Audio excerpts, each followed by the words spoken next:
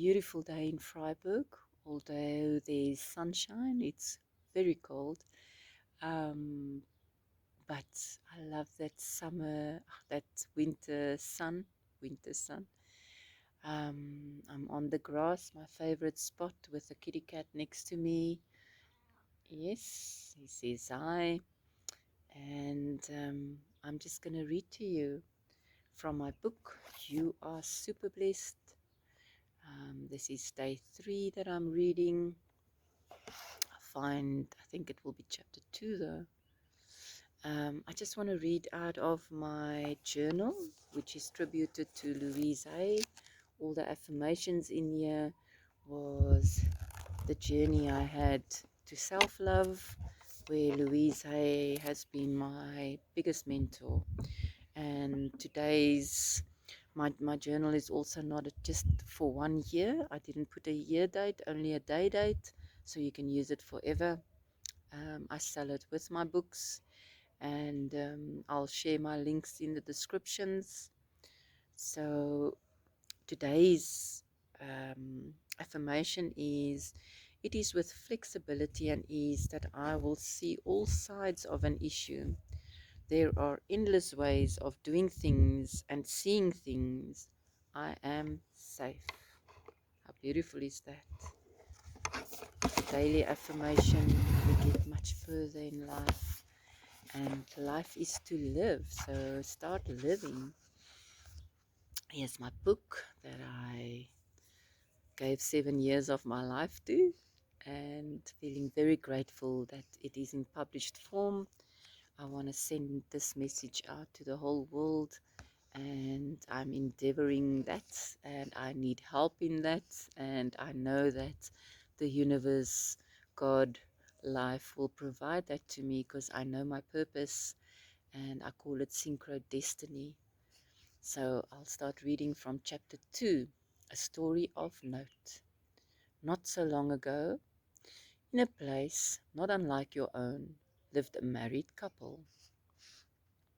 They got married because that was what normal people in love do, and they lived like life as normal people do. It became quite confusing, as normal people kept looking to other normal people to be sure what they were doing was in fact normal. Time went by, and the normal way of doing kept changing as they kept looking around to find out what normal was. They started questioning others and themselves, and resistance crept in, as answered questions kept creating more unanswered questions, and nobody normal could give them the right answers. As much as the couple wanted to be normal, their life just didn't seem to go that way. Firstly, they were both an only child. B, the husband, was only 22 when he fell in love with J, a woman that came with a package deal, having a young daughter and even younger son. Everyone around him, including himself and J, were wondering what it was that drew B to this specific woman. While listening to this mature man's much too familiar story, questions arose in my head as to why B would give up his freedom to tie himself up in such a situation, as already this was a speed wobble in normal. The reason would have to be love. Or is it true that we really have no say, that when souls are drawn together, normal goes out the window? Or is it normal to just want to F up? That's a good question. As if the man can hear what I am thinking, he says, we create our own challenges because we tend to forget that we are spirit beings having a human experience.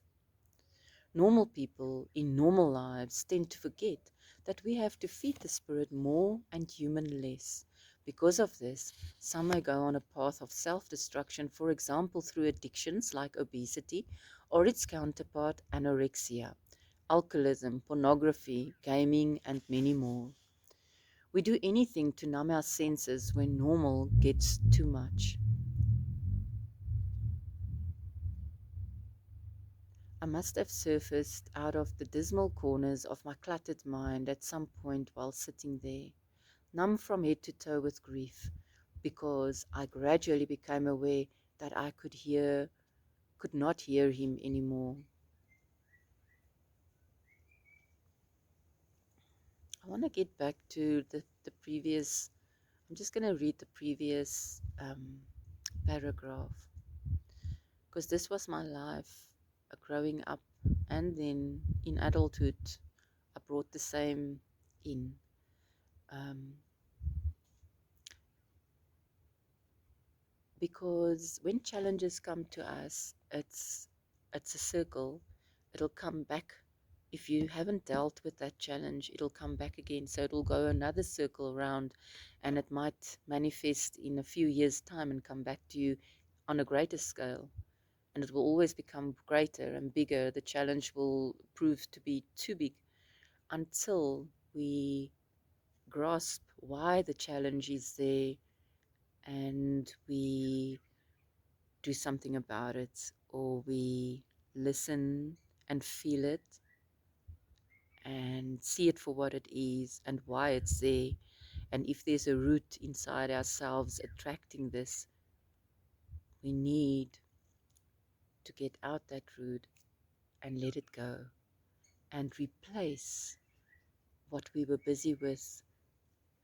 The addiction that came from that root, we need to replace with something beautiful, another habit, a new habit, one that you, maybe something new that you find in your life that your heart is looking for, or that you are drawn to, or. So I want to read that previous paragraph again. So, normal people in normal lives tend to forget that we have to feed the spirit more and human less. Because of this, some may go on a path of self-destruction, for example, through addictions like obesity or its counterpart, anorexia, alcoholism, pornography, gaming, and many more. So if we have an addiction, the only way to let it go or to get it out is to face it head on and then replace it with something new and beautiful that is not self-destructive, because our patterns have been put in place.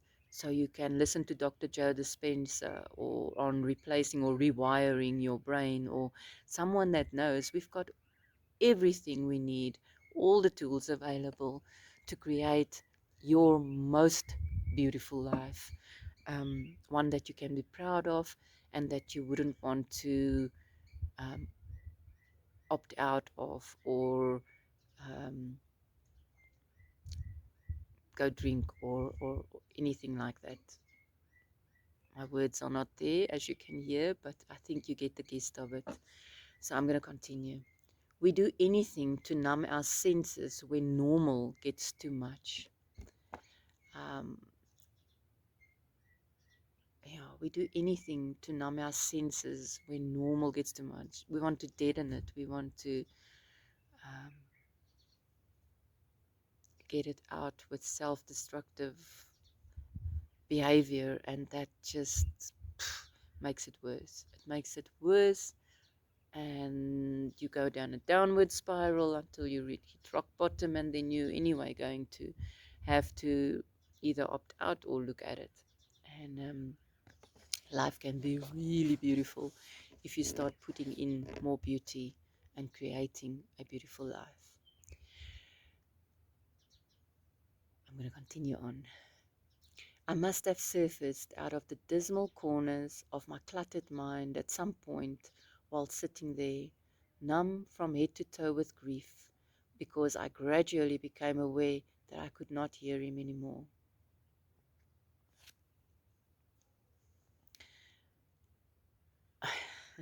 I need to say something more. So I spoke to my daddy the other day, and I'm 54, so my daddy is old. And he only stopped drinking a few years ago when my husband and myself helped him to get to a hospital. He was on his way out, and the doctor said that if it was an hour later, he would not have survived. Then he stopped drinking. Fortunately, he stopped drinking. But I lost him at age 11 because of the alcohol. So my mom and I went to stay somewhere else, or live. We took a new. She decided to create a new living for herself and me. And I wanted to stay with him because he was actually my caregiver. Um, the alcoholist, the alcoholic was my caregiver. And I didn't know better because I'm an only child. The people around me were all, I didn't grow up in the most affluent town, um, a little suburb, Brooklyn, not the Pretoria one, the Cape Town one. And so my life growing up, well, up until 11, I was there in Brooklyn, and all the families around me had addictions, and that's the way I thought that life. I knew that it wasn't. I could always feel there's something off around me, and I saw kids being thrown into cars by their legs, and I seen just too much because of alcohol. And so for me, growing up, yeah. And then what did I do? I also married an alcoholic, and a beautiful man. He's really a beautiful man. He still is, but he still drinks. And so um, I know now, many years later, that I made the best decision to leave him, to do what he feels he needs to do for his life. And I took my kids and I did what I thought I had to do, and didn't know if I'm doing the right thing. But I just felt guided and did it. And I know now that I made the right choice. My life is truly super blessed, but it was not without its challenges, especially mental challenges, because of growing up like I did. And yeah, it's your choice if you want to have a beautiful life or if you want to have a self-destructive life. It's your choice. Um, but I just know that having a beautiful life, we only come here for a short time to make it as beautiful as we can. And that's why I'm a late bloomer and inspiring people to live a life full of their dreams and just live it and feel super blessed. So that's also what made me. So it's okay that I didn't have the best upbringing, or um, it brought me to where I am now. But also because I could also choose and to take myself out of my challenges by doing drugs or heroin or whatever else, and just being sitting in a bundle or anything is the choice. But I just know that I would like to inspire my 3 grandchildren to be the best that they can be, and everyone in my life to be the best that they can be. I don't know if I said what I wanted to say. It doesn't feel like I said it. Oh, I got upset with my daddy the other day, yes. Um, Even after all these years, because he came came up for a friend of mine who's an alcoholic, and I looked at the people that friend has in his life and what he's doing to them. And so we agreed to disagree, but I don't think, if you haven't made that choice that you want the best life, then alcohol and all of that it's your choice, then you go for it. But anyway, I can't believe what that was. My main thing that I wanted to say was that I couldn't believe that I could still get upset after all of this hard work that I did, letting go of the past, and I could still get upset because he came up for my alcoholic friend. Anyway, I'm going to continue reading now because this is a long one. So, I must have surfaced out of the dismal corners of my cluttered mind at some point while sitting there, numb from head to toe with grief, because I gradually became aware that I could not hear him anymore. He has stopped talking, and when I turn my head to look at him, he is looking at me. Gently, with the most caring voice, he asks, "Would you like to hear more?" I nodded my head in silent confirmation. He seems pleased and continues with a question. "Would you believe that you are always at the right place at the right time, and that even now, with your head filled with unanswered questions, you are exactly where you are supposed to be?" Well, I hoped this was a rhetorical question too, because I could not believe that at all, being so heartsore on such a beautiful day.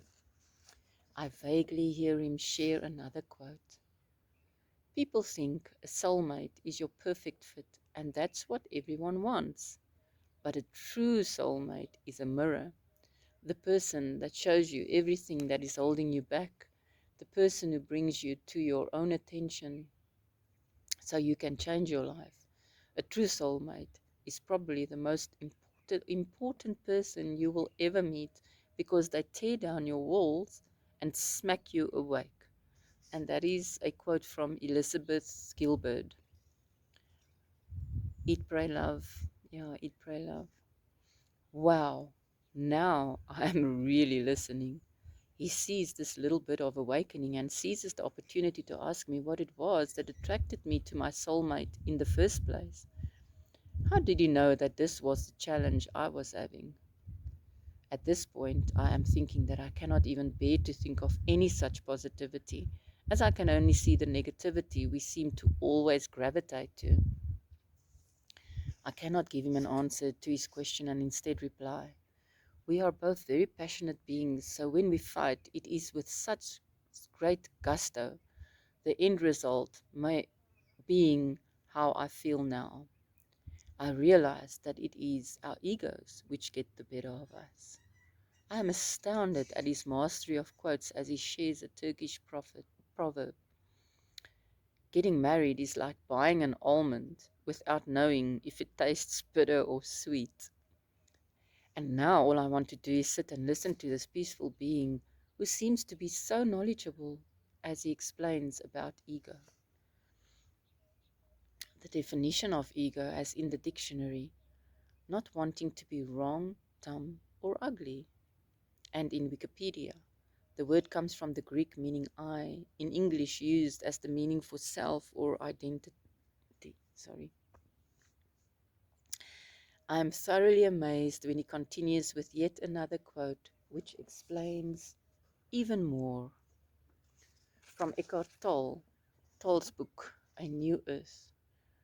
"When every thought absorbs your attention completely, when you are so identified with the voice in your head and the emotions that accompany it, that you lose yourself in every thought and every emotion, then you are totally identified with form and therefore in the grip of ego. Ego is a conglomeration of a recurring thought, forms and continued mental emotional patterns that are invested with a sense of I, a sense of self." I am beginning to understand better as he continues. Most fights in relationships occur because of our ego. An ego war occurs when both think they are right. The fact is that both are right about the wrong thing. And just as I began to understand, some more questions arrive. Why are we so self-destructive? Why are many not able to find true love or to keep it? Why does it seem like awesome people can't find other awesome partners? Sure, I'm talking so much that my video timed out, so I'm going to read the last little bit. He then asks me again what attracted me to be, and this time the grey fog of my depressed mind had cleared even more, and I had some really good answers to be shared throughout the rest of this book. The first good answer popped into my head, ready to share with actual enthusiasm. I turned to this lovely, caring gentleman. To my utmost surprise, he had disappeared as if he was never there. As I said, that was many moons ago. And I'm going to stop now because I even have a part two. Sorry, my liefie. Have a beautiful, super blessed day, and we'll continue next time when I feel like sitting on the grass and reading to you. Be super blessed.